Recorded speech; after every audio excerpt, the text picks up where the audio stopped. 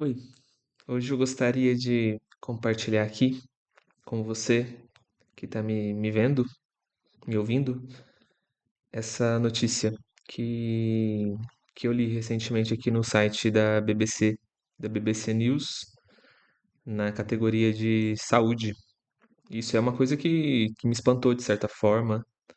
Eu não sei o impacto que isso pode trazer para você, porque a gente pouco pensa sobre isso, né? Minha prima abusou de mim e só hoje vejo como foi problemático. O tabu da violência sexual contra meninos e homens no Brasil. Essa notícia, ela, ela conta a história de três homens que passaram por situações de violência sexual e o quanto que isso é pouco falado, né? Dá para entender os motivos que a gente pouco vê notícias assim, né? Até porque na grande maioria são mulheres e meninas que passam por esse tipo de violência, né? Aqui, 88% são mulheres, enquanto 11,8% são homens, né? 27 meninos por dia e homens por dia, já é por si só uma estatística alarmante, e 203 mulheres e meninas por dia, que não tem nem o que dizer, né? Mas essa notícia eu achei ela interessante para compartilhar aqui com vocês, porque, porque ela traz três histórias e eu queria falar um pouquinho sobre isso hoje. A primeira história que, que a Camila Rosa e a Mariana Rosetti traz aqui é a história do André, né? André foi um homem, é um homem, né? Obviamente não é esse o nome dele. O André ele foi abusado sexualmente por uma prima de 15 anos, né? Enquanto ele tinha 7 anos. E isso aconteceu na casa da avó, né? Durante um churrasco de família. E o André fala que desse trauma, hoje em dia, ele apresenta memórias difusas, né? Sabe que os abusos foram frequentes, né? Mas ele apresenta memórias difusas e isso é muito característico, né, de quem sofre um trauma dessa proporção, porque o nosso psiquismo ele precisa de um tempo para ir processando, né, tudo isso que. Deixa eu só ver se eu estou enquadrado aqui. Ele precisa de um. O nosso psiquismo precisa de um tempo para ir processando isso que acontece, né?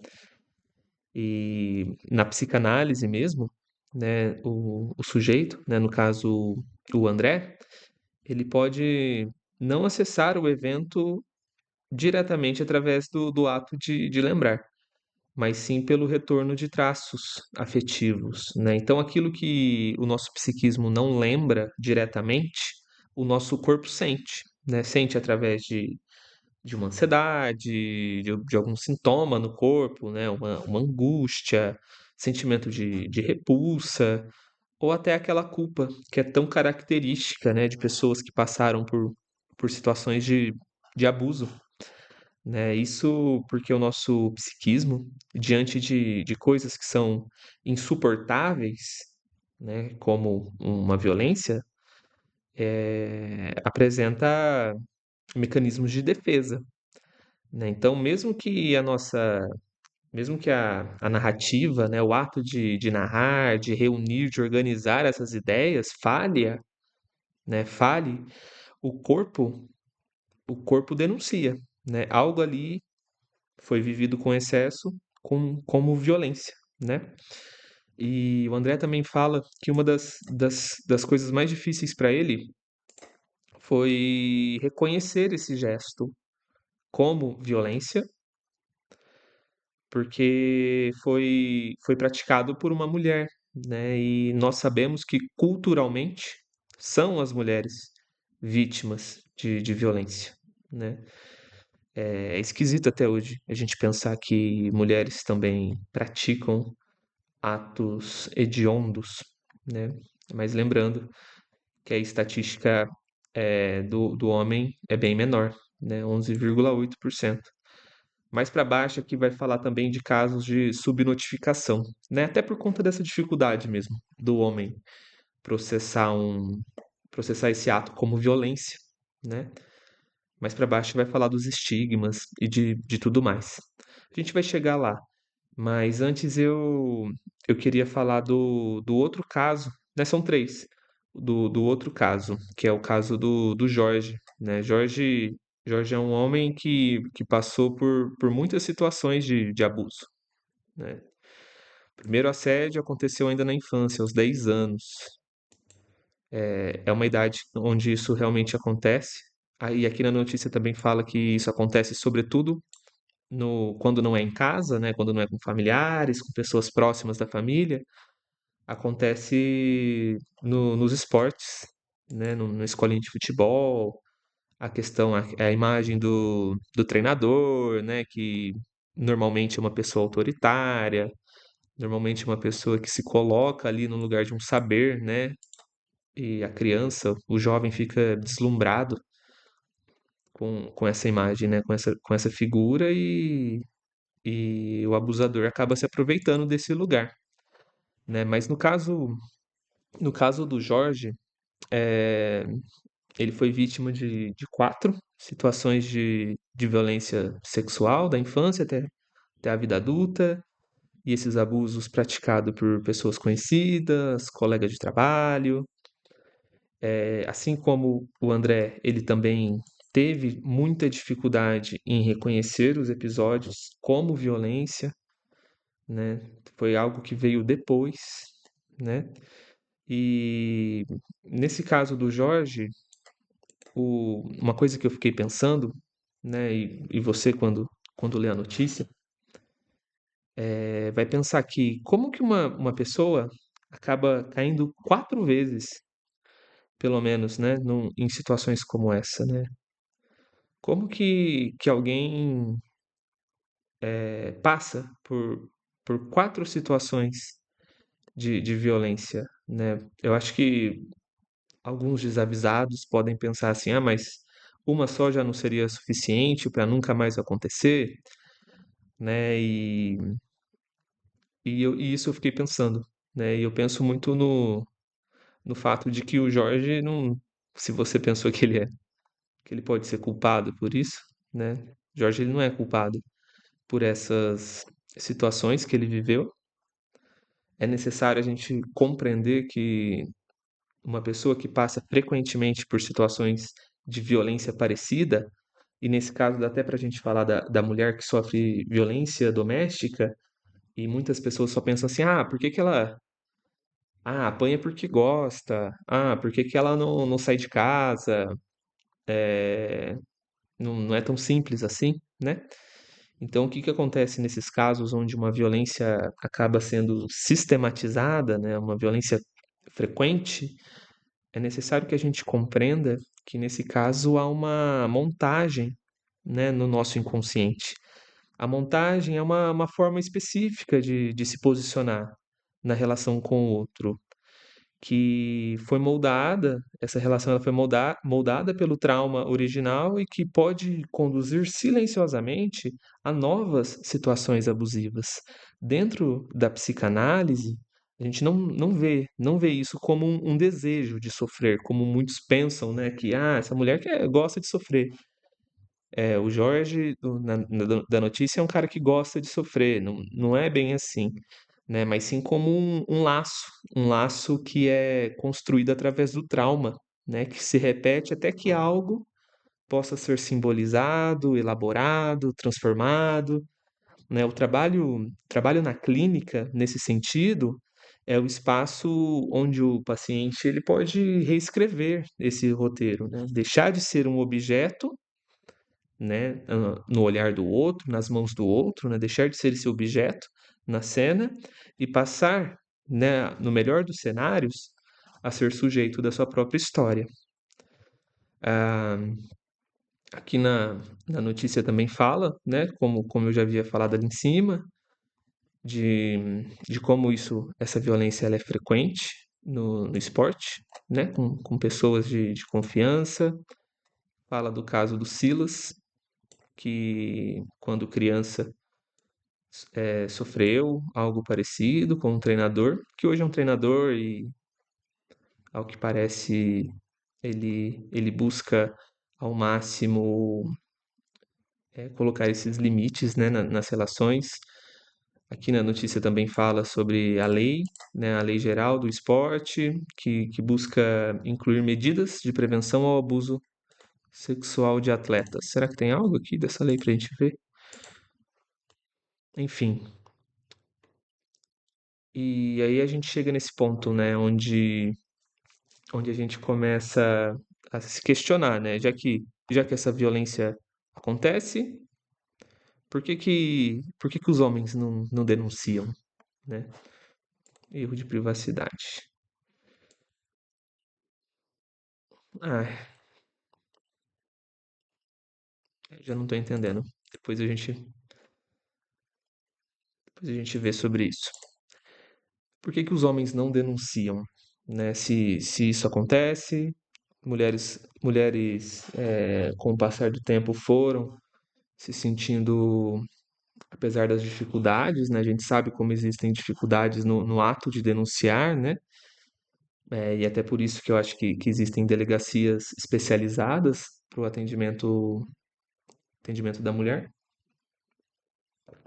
Então, por que que os homens não denunciam? Aqui na notícia vai falar que existe, e é muito, nossa, essa notícia aqui ela é muito interessante, ela é muito necessária. Ela traz até mais para baixo aqui, uma fala do professor Christian Dunker, que é muito bom. É, por que que os homens não denunciam? Por vergonha, culpa, medo de parecer fraco ou ser rotulado como homossexual. Culturalmente, os homens eles agem de uma forma que para eles não o sexo, né, o sexo com a mulher, né, a proposta, um convite sexual nunca pode ser recusada, né? Então, porque se você recusa essa proposta, você corre o risco de ser visto como gay, né? Então, é, tem muitas dificuldades implicadas nesse processo de denúncia, né? Um homem, ele pode ser, além da culpa, da vergonha, ele pode também ser visto como homossexual. O que acontece também é uma coisa que eu não tinha dimensão disso, e é uma coisa que, inclusive, eu quero entender melhor, me aprofundar, é que existe respostas fisiológicas, né, do corpo, né? Um corpo sendo estimulado, mesmo que contra a vontade, né, mesmo sem o consentimento, um corpo que é estimulado, né, durante uma violência, é um corpo que apresenta estímulo, né? Ele é estimulado, ele apresenta estímulo. Então é muito comum que aconteça ereção, né? E isso confunde a percepção do que seria uma violência sexual, né? Então, além das respostas fisiológicas, o estereótipo da virilidade masculina também dificulta, né, o reconhecimento do abuso. E aí, na notícia também apresenta, apresenta a pesquisa do Denis Gonçalves Ferreira, que é essa pesquisa aqui na FAPESP, que vai falar sobre o quanto a violência sexual contra homens ela é subnotificada, né? O Denis ele faz um levantamento aqui e um cruzamento de dados que, que aparenta muitas contradições, né? Então essa notícia aqui apresentada pelo nosso colega Denis é muito interessante também para compreender o que tem acontecido nesse sentido, né? Enfim, muito necessária. Aqui também vai falar sobre quando a gente fala dessa cultura, né? E é uma coisa que é muito importante a gente entender que somos, né? Estamos sujeitos a cultura e que até um tempo atrás era normal, né, para um homem, para um menino que assim que completava 16 ou 18 anos, frequentar um bordel como rito de passagem. A gente também tem na cultura, isso já é uma coisa mais contemporânea, né? A pornografia. E é importante que a gente enxergue, que a gente problematize a pornografia, mas que também saiba identificar que ela por si só não é não é toda essa a pornografia por si só, ela sozinha não tem esse efeito que aparentemente muitas pessoas aí, tanto no YouTube, tanto aqui no YouTube, quanto nas redes sociais, coloca, né? Sobretudo homens que organizam grupos de NoFap, de uma cruzada, né, contra a pornografia. A gente tem que saber problematizar os extremos, né? Nada em demasia é bom, né? Mas querendo ou não, a pornografia reforça mitos de que os homens devem estar sempre dispostos sexualmente, né? Essa, essa ideia da performance, né? Do homem que ali no vídeo faz a garota gritar, que tá ali por horas, né? Numa determinada posição, né? Um garoto que tem acesso a isso acaba ficando impressionado e acha que é essa forma como tem que ser conduzida, né, uma experiência sexual, né? Então a pornografia acaba contribuindo para isso também, né? E o principal que, que eu acho que é visto com muita frequência, até aqui na clínica mesmo, né, no atendimento de vítimas de violência sexual, de qualquer gênero, né, de qualquer forma, existe, existe essa demora para reconhecer e também, né, essa demora em entregar, né, em se sentir confiante, né, para conversar com o psicólogo ou a psicóloga, né? Isso pede um vínculo que, no melhor dos cenários, se estabelece com o tempo. Então, dificilmente um paciente chega falando, né? Fui abusado, né? Isso aconteceu comigo, né? O que tem acontecido é muitos homens se sentirem nesse lugar de fala, né? Após ver que muitas mulheres estão conseguindo falar sobre o que acontece, né? Então a gente vê, então, positivamente a gente está conseguindo ver alguns homens falar sobre isso, mas muito provavelmente, como o nosso colega Denis aqui aponta, muitos casos são subnotificados, muitos homens ainda têm muita dificuldade para falar sobre isso, né? E o Denis, ele é fundador desse projeto, né? Memórias Masculinas, que é um projeto que visa oferecer plantão, né, para homens que tenham passado por essa violência, né? Plantão, atendimento, direcionamento. Então, um espaço como esse do Memórias Masculinas é essencial, né, para compreender toda essa problemática que, que estamos olhando aqui juntos, né? Relatos de violência geralmente não surgem no início de terapia. A psicanálise.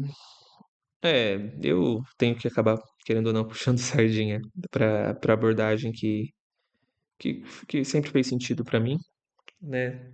Qualquer abordagem dentro do campo da psicologia, qualquer abordagem que tenha, né, validade científica, por mais que muitos que podem estar me ouvindo não acreditem que a psicanálise é uma ciência, mas isso é tema para um outro vídeo. Qualquer abordagem da psicologia, qualquer profissional que tenha passado por uma formação séria, com, com estudo, com supervisão, com terapia, análise pessoal. Qualquer profissional que tenha passado por isso é uma pessoa preparada para ouvir, para fazer o que precisa ser feito, né, no campo psi para vítimas, né? Então, o pedido é esse, né? Que fale, que discuta, que consiga estabelecer esse vínculo, né? Porque existe uma cultura do silêncio, né? Que sempre assolou as mulheres, em alguma proporção também assola os homens, né? Os homens são silenciosos, os homens não falam, não conversam sobre os seus próprios problemas, né? E essa notícia aqui da BBC é muito interessante, que ela fecha falando, né, sobre a influência de mídias e redes sociais. Ela vai trazer o caso do bebê Rena, né? O bebê Rena ilustra muito bem isso que acontece com homens, né? E também vai falar da história do Marcelo Adnet, que recentemente, acho que uns anos atrás, ele falou no podcast, né? Que foi vítima de violência sexual. É uma coisa que ficou lá para trás, mas você tem que falar, você precisa falar para conscientizar os outros, né? Aqui na notícia, Marcela Diné diz que sofreu abuso e que foi salvo pelo avô. É também um- uma história que mobiliza muito ao ler. Ao ler e quem se lembra aí deve ter ouvido no podcast. Mas é isso. Christian Dunker fala que a saída para reverter essa situação é renovar o nosso olhar sobre a violência sexual para que a discussão também alcance os homens. Dunker, como sempre, sensato. Mas é isso. Me chamo Leonardo Pereira Lima, sou psicólogo, sou psicanalista e vez ou outra eu apareço por aqui para comentar com vocês um pouquinho sobre as coisas que eu tenho observado. Se isso tiver algum valor para você, claro. Até a próxima.